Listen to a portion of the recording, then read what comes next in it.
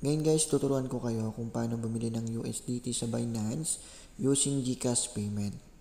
Open nyo lang guys yung inyong Binance. Click nyo lang guys yung P2P trading. Ayan, makikita nyo na guys USDT.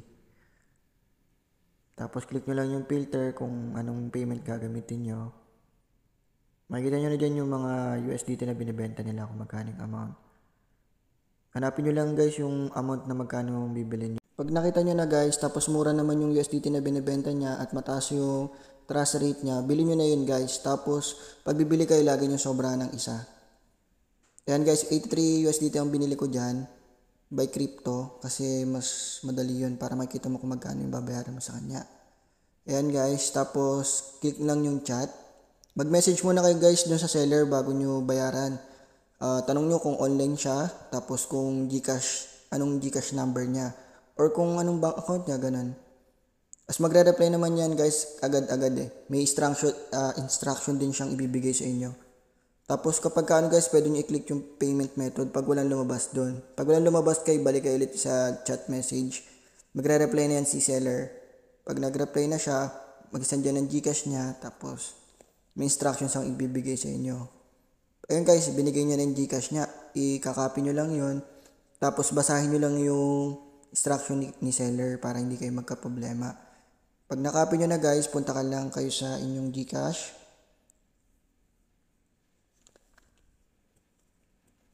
Tapos tandaan nyo lang guys yung babayad nyo kay customer.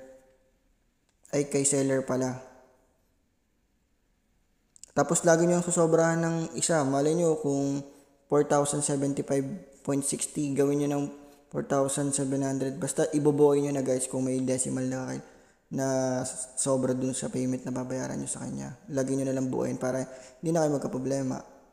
Ayan guys, ganyan lang ginawa ko guys. Tapos nag-message ako sa kanya Binance para alam niya na galing yung pera pumasok sa kanya sa Binance.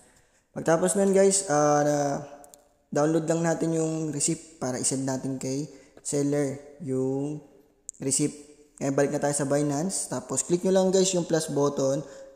Click nyo lang yung album. Tapos yung gallery nyo guys. Isend nyo lang sa kanya yung receipt ng GCash. Nakatunayan na nagbayad na tayo sa kanya. Ayan guys. Tapos pag nasend nyo na guys, mag-message lang kayo sa kanya para mag-notify siya para makita niya. Click nyo lang yung mark at payment. Tapos transfer, notify seller. Yan guys, after a few minutes yan, magme-message niyan. Parang seconds lang yan guys. Ayun, pumasok na kaagad siya guys. Click nyo lang yun, done. Pumasok na siya, 83 yung binili ko guys. Tapos, magme-message na siya, I'll release listings. Tapos, magme-message lang din tayo sa kanya. Thank you. Tapos, guys, punta na kayo ngayon sa inyong wallet pagtapos niyan. Wallet, ayun guys. 108 lang yung balance ko doon, naging 191 na siya. Pumasok na siya guys. I hope guys nakatulong tong video na to para pag bumili kayo. Salamat, bye.